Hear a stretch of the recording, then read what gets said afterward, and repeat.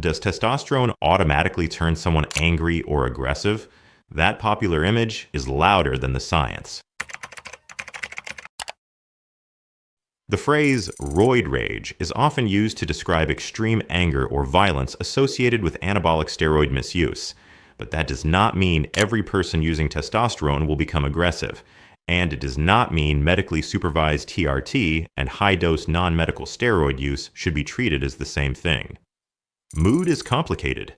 Irritability, anxiety, depression, poor sleep, substance use, relationship stress, and other medical or mental health conditions can all affect how someone feels and behaves. Hormone levels may be one part of that picture, but they are not a universal explanation for anger. For patients who are prescribed testosterone, a licensed clinician should monitor both physical and emotional changes.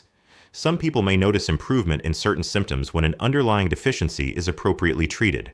Others may experience unwanted changes, or they may discover that their symptoms were caused by something else. No responsible message should promise that TRT will improve confidence, mood, body composition, or relationships for every patient.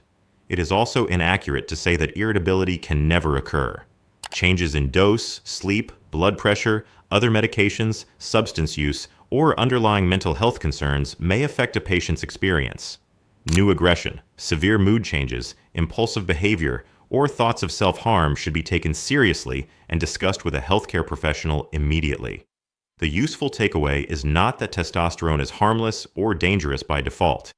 It is that treatment should begin with an accurate diagnosis, realistic expectations, and ongoing monitoring. Medical care should make room for questions, side effects, and adjustments instead of relying on movie stereotypes or online anecdotes. Still unsure about TRT, mood changes, or what treatment could mean for you? Through Alpha MD, you can connect with a licensed provider and have an honest conversation based on your symptoms and health history.